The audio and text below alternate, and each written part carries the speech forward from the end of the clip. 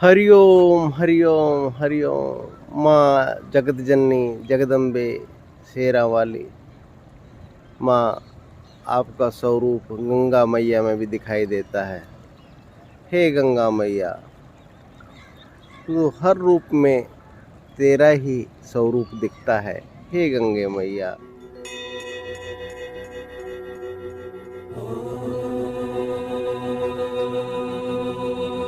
जगत के हरती हो आप दुख, मेरे भक्तों की भी दुख और पीड़ा को हरो, निर्भीक करो और निर्भय दो। हरि ओम हरि ओम हरि ओम। आज इस निर्भीकता के जो शब्द मुझे गंगा मैया के तट पर मिला है, तो मैं आज महात्मा जी से यही पूछूंगा कि यह यूक्रेन का युद्ध रसिया के साथ क्यों हो रहा है और क्या कारण है। यह नाराज़गी भय के कारण है, तो बताइए और इसका उपाय बताइए किस प्रकार से यह युद्ध शांत रहने चाहिए और इसके क्या उपाय हो सकते हैं, निर्भीक होने का तरीका क्या है। आज विश्व महायुद्ध के कागार पर खड़ा है, विनाश के कागार पर खड़ा है। महात्मा जी से आज यही क्वेश्चन करते हैं, चलते हैं महात्मा जी के पास, पूछते हैं, जानते हैं कि यह नाराज़गी जो है वह क्यों प्रकट होती है और इसका रूप विश्व विनाशक क्यों बन जाता है। हरि ओम।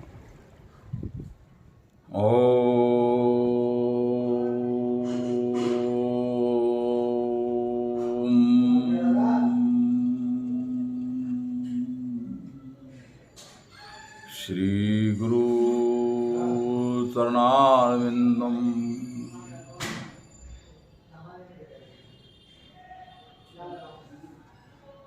आपका प्रश्न बहुत अच्छा आया।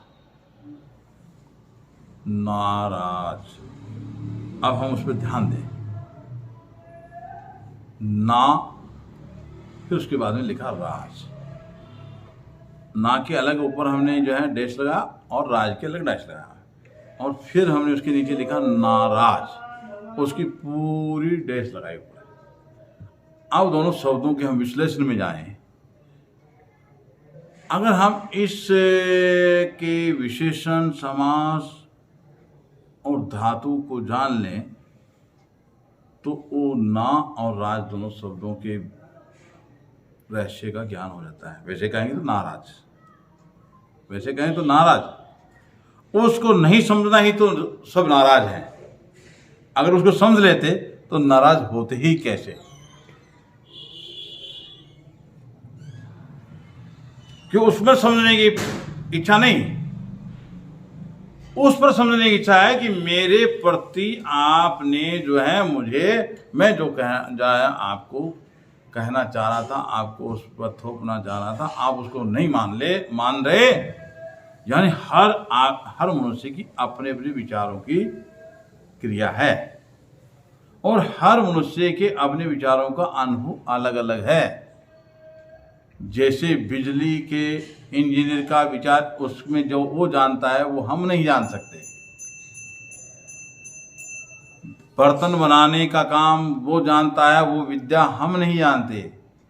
और अगर हम उस पर अपनी कला थोपते हैं, ऐसे बहुत से उदाहरण हैं, तो वो अगर नहीं माने, क्योंकि वो नहीं मानेगा, क्योंकि उसकी कला है, उसका विचार है, तो हम नाराज। और तो हम उस नाराज के रहस्य को नहीं जानने से आज तक नाराज हैं। उसी से हम जो है अपने विचारों से विपरीत होकर अपने आप को समझने की, मानव जगत को समझने की, प्राणी जगत को समझने की, वनस्पति जगत को समझने की और जल जगत को समझने की कभी हमारे अंदर क्षमता नहीं आती। हम उसका विभाजन कर देंगे, जानकार अलग अलग हो जाएंगे, और तो हम सब लोग उस चीज़ को नहीं स्वीकार करेंगे। यानी जितनी भी सृष्टि के अंदर प्राण वायु से जो जीवन जीता है, चाहे वो वृक्ष है, चाहे मनुष्य है, चाहे अन्य प्राणी हैं, जितने भी जलीय जीव, स्थल के जीव, आकाश के जीव, ये सब जो हैं वायु से जीवन जीते हैं। इसलिए प्राण वायु जिस जो ग्रहण करता है वो सभी में जीव है, प्राण है। हम उस पर मंथन करके उसके सिद्धांतों पे नहीं जाते। जैसे अब आपने मुझे कहा कि यूक्रेन का युद्ध, यूक्रेन रशिया युद्ध कर रहे हैं, अब ये बड़ी रहस्य की बात है। ऐसे जो हैं हमारे जो है अशोक सम्राट हुए, अशोक सम्राट ने खून की नदी बहा दी मानव जगत को मारकर। तो महात्मा बुद्ध पहुंचे, उन्होंने ये बताया कि क्या आपको इससे सुख प्राप्त हो गया और ज़्यादा आप हिंसक हो गए, और सम्राट अशोक बुद्ध बन गए। चीन के सम्राट ने जो है भी ऐसा ही किया था एक शताब्दी में। तो वहाँ भी महात्मा बुद्ध गए और उनको ध्यान योग बताया कि सम्राट आपको शांति चाहिए। उनसे जो अनुरोध किया तो कहा कि मुझे शांति नहीं है, इसलिए मैं रोक नहीं पा रहा हूँ, तो शांति के लिए क्या करूँ मैं? तब कहा कि सम्राट शांति के लिए आप ध्यान योग कीजिए, जिससे आप क्रियाओं को जानेंगे तो आपको धीरे धीरे शांति मिलेगी। ऐसे ही अब जो जंग का मैदान बना है वो विवाद उन दोनों सम्राटों का है। दोनों राष्ट्रपति या प्रधानमंत्री राजा जिस भाषा से संबोधित करे वो हम सब आपस में उसके जानकार हैं। विवाद उनके अपने मतभेदों से कितने जन मर रहा है, क्या वो कभी ऐसा विचार करते दोनों राष्ट्राध्यक्ष?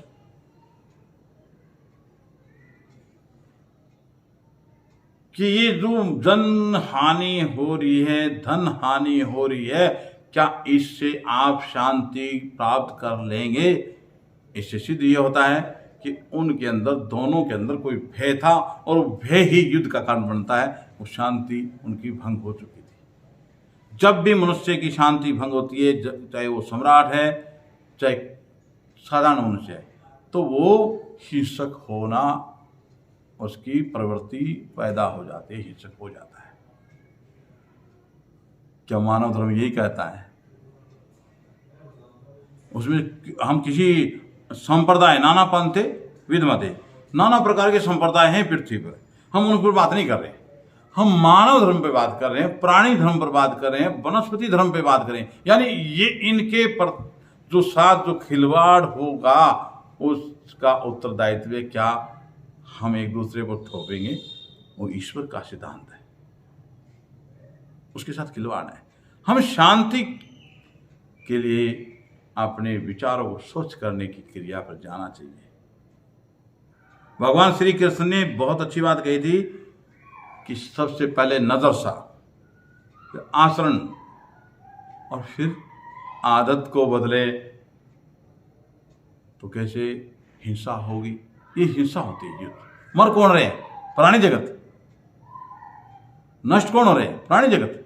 और उसके ऊपर विचार दोनों देशों के राष्ट्राध्यक्ष को अपने अंदर करना चाहिए, दूसरों को कहने की आवश्यकता ही ना पड़े, क्योंकि वो विद्वान है, विवेकशील है, राष्ट्राध्यक्ष है। बहुत बड़ी ताकत होती है। उस ताकत का कारण ये नहीं है कि हम उस प्राणवायु के साथ खिलवाड़ करें। कितने वर्षों तक वो खिलवाड़ चलता है। आप विचार जितने भी निकालिए, जब भी हिंसा और अनाज हुआ है, युद्ध हुआ है, तो कितने वर्षों तक पृथ्वी के ऊपर जो है खौफ छाया रहा है। जापान के हिरोशिमा नागासाकी का उदाहरण है, महाभारत का उदाहरण है, जो हम सब जानते हैं। जानने के बाद भी वही मार्ग बनाते हैं, तो हम नया क्या किया? ये तो हो ही रहा था ना, अनादिकाल से होता आ रहा था। नया क्या किया? अगर हम नया करके दिखाते हैं तो वो सबसे बड़ा राष्ट्र व्यक्तित्व को प्राप्त करता है। उससे बड़ा व्यक्ति कोई नहीं हो सकता। जब इतनी ताकत राष्ट्र अध्यक्षों के पास, तो वो उसको नया करके दिखाए। जो पहले होता रहा उसको नहीं, अतीत है और वो अंधेरा हमें आज तक धूमिल करता है। इसलिए नाराज को न जानना ही नाराज होना है। नाराज हो गए सब, हम समझे, जाने, विचारे कि ईश्वर के सिद्धांत का जब भी उल्लंघन हुआ है तो हमने ही उससे पृथ्वी के ऊपर विध्वंस किया है, युद्ध किया है। क्यों किया? आप उस पर कहेंगे कि उससे हमें खतरा है या उससे हमें डर है। तो डर है इसका मतलब हमारे अंदर कायरता छुपी हुई है। जब हमारे अंदर कायरता नहीं है तो हमें उससे डर क्या है? जब होगा, जब देखा जाएगा, उसको भी ये सोचना चाहिए। यानी दोनों ही दृष्टिगत जाने, यूक्रेन के राष्ट्रपति को उसके देश में कितनी जनहानि हो रही है, उनको ये सोचना चाहिए कि भाई हम इससे जनहानि को रोके पहले, कि भाई हमें किस देश के साथ क्या करना, जाना आना जाना, ये तो सब देशों में था ना। फिर वो प्रेम से रशिया वालों कह दे, और रशिया बड़ा देश है, बड़ा राष्ट्राध्यक्ष है और वो विश्व की सबसे बड़ी पावर है, तो उनको भी ये कहना चाहिए कि तुम इतनी जो है अपने अंदर हर धार्मिकता ना करें। ये जनहानि जो हो रही है ये अच्छी नहीं है। विवाद तो तुम दोनों का है, जनता का थोड़ा ही है, वनस्पति का थोड़ा ही है, पुरानी जगत का थोड़ा ही है। तो तुम अपने विवाद के लिए खुद दोनों मैदान में खुद जाके एकांत में जाके दोनों अपनी ताकत आजमाओ, तो मजा आता है। ये क्या है? ये कोई व्यक्तित्व और मानव धर्म की संज्ञा का उल्लंघन है।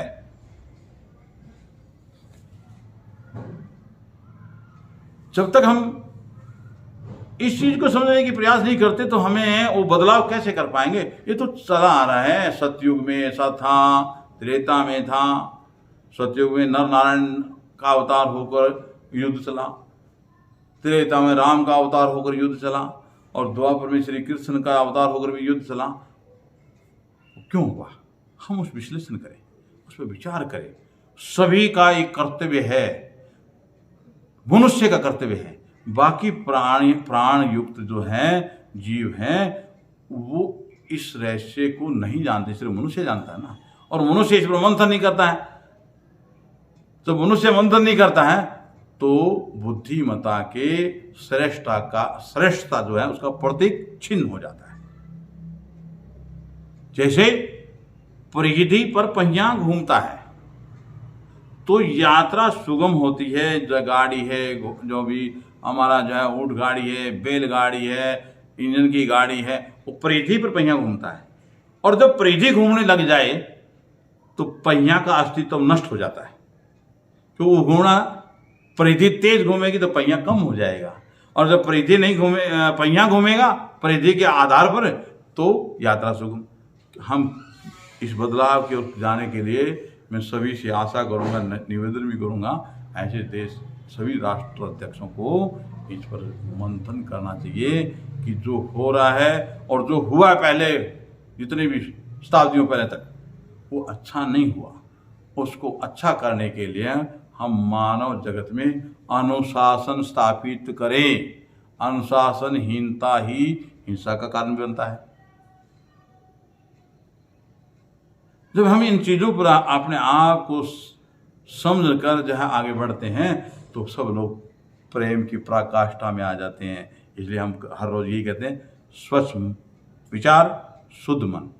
जब ये दोनों एक दिशा में आ जाएंगे, जैसे रेल की पटरी समानांतर नहीं होगी तो रेलगाड़ी नहीं चल सकती। ये विज्ञान इस विज्ञान के साथ जुड़ा है ना। किसी भी दिशा के समानांतर दिशा नहीं होगी तो उस दिशा को हम जान नहीं पाएंगे। तो उसको समानांतर करने के हम सब लोग प्रेम, सद्भावना, स्वच्छ विचार, शुद्ध मन और अनुशासन की ओर बढ़ें और उसका पालन करें। अनुशासन मानव धर्म के ऊपर है। अन्य प्राणियों को अनुशासन के विषय में जानकारी नहीं है। मानव मनुष्य ही प्राणियों को अनुशासन सिखाता है। आप पालतू जानवर देखते हैं, सर्कस में बहुत पशु पक्षियों तक उनके पास होते हैं, वो उनके अनुसार उनको सिखा देते हैं, अनुशासन में आ जाते हैं। हम मनुष्य जो जंगल के जानवरों को अनुशासित बना सकते हैं, तो हम क्यों नहीं अनुशासित होते? यही बड़ी विडंबना है। सोचे, समझे और जाने। ये हम आप सबसे संपूर्ण विश्व के मनुष्य जगत से हाथ जोड़ के निवेदन करते हैं कि ऐसे विचारों को नष्ट करो, अच्छे विचारों में आओ, स्वच्छ मन को बढ़ाओ, शुद्धता की ओर बढ़ो, अनुशासन की ओर बढ़ो, चरित्र की ओर बढ़ो। सिद्धांत से जितने भी देशों के संविधान है वो सिद्धांत पर आरूढ़ है। बिना सिद्धांत बन नहीं सकता। क्यों नहीं बन सकता? एक पक्ष है, एक विपक्ष है, और दोनों का कभी न्याय आज तक सुदृढ़ नहीं हुआ। क्यों नहीं हुआ? कि उसके बीच में संदेह है। अगर वो संदेह हटाकर सिद्धांत आ जाता है तो कभी न्याय की आवश्यकता नहीं पड़ती कि वो सम्यक हो गए। जैसे गंगा में मिल जाती है, समुद्र में मिलकर समुद्र बन जाती है, सम्यक हो गए ना। जितनी नदियां जाती है उत्तर के पर्वतों से और समुद्र में जाके मिल जाती है, तो वहां उनके रास्ते में गंगा, यमुना, सरस्वती, मंदाकिनी, कृष्णा, कावेरी सारी ही नाम होते हैं। फिर वो जल समुद्र में जाकर उस समुद्र नाम कहला जाता है, यानी महासागर हो गया। क्यों नहीं ऐसे हम सब लोग भी एक महासागर बन के देखें? ये नहीं देखेंगे। क्या है, क्या लेके आए थे, क्या लेके चल जाएंगे? कहेंगे इतिहास। अबे हमें इतिहास से जब हम औपचारिक कार्य कर रहे हैं, अनुचित कार्य कर रहे हैं, तो इतिहास उसको लिखना या पीछे आने वाले पढ़ना, तो हमारे प्रति उनकी वो जो पहले चला रहा है उसी को हम गा रहे हैं ना। जो इतनी शताब्दियों से, युगों से जो चला आ रहा था वही हम फिर गा रहे हैं ना, कि उनका इतिहास से ऐसा युद्ध हुआ तो सम्राट अशोक ने क्यों स्वीकार किया, चीन के सम्राट ने क्यों शांति के लिए जो है महात्मा बुद्ध की बात को स्वीकार किया। बड़ा रहस्य छुपा है। यही मैं प्रभु से भी आशा करूंगा कि समस्त प्राणी जगत, समस्त मनुष्य को सद्बुद्धि, स्वस्थ विचार, शुद्ध मन दे, तो पृथ्वी और प्रकृति दोनों समानांतर दिशा में आ जाएगी। फिर रेल दौड़ेगी, फिर अच्छाई आएगी, फिर हम जीतेंगे। हम नया करके दिखाएं। हम नया जब होगा कि हम इसके बाद में कभी हिंसा पैदा होने ही ना दे पृथ्वी पर, वो होगा नया। ये तो होता ही आ रहा ना पुराना, तो इसलिए हम अतीत के अंधेरे में फिर भी डूबे हुए हैं, निकल नहीं रहे, इतने विद्वान होकर भी। हरिओम तत्सत, हरिओम तत्सत, हरिओम तत्सत। तो जाना महात्मा जी के द्वारा यह आंसर स्वामी जी ने बहुत खुल के और विस्तार से बताया है। यह युद्ध के कारण, और मैं आपसे सभी लोगों से ये कहूँगा, और माँ गंगा मैया को साक्षी मानकर आप भी मुझे वचन दीजिए और बोलिए, हम निर्भीक बनेंगे, भय मुक्त बनेंगे, किसी प्रकार का भय हमारे अंदर नहीं व्याप्त होगा, और हम किसी के ऊपर आक्रमण नहीं करेंगे, पहला आक्रमण नहीं करेंगे। बचाव के लिए, अगर जीवन के बचाव के लिए अपनी ढाल के तरीके से किया तो आक्रमण जरूर करेंगे। हरिओम। आज के लिए इतना ही भाई। शेयर ज़रूर कर देना, सब्सक्राइब कर लेना, क्योंकि आने वाला समय आपस में जुड़े रहने का समय है, ज़्यादा ज़रूरी है। बहुत महत्वपूर्ण सूचनाएं आप लोगों को मिलती रहेंगी। समय आने पर आपको इसकी ज़रूरत पड़ेगी। हरिओम।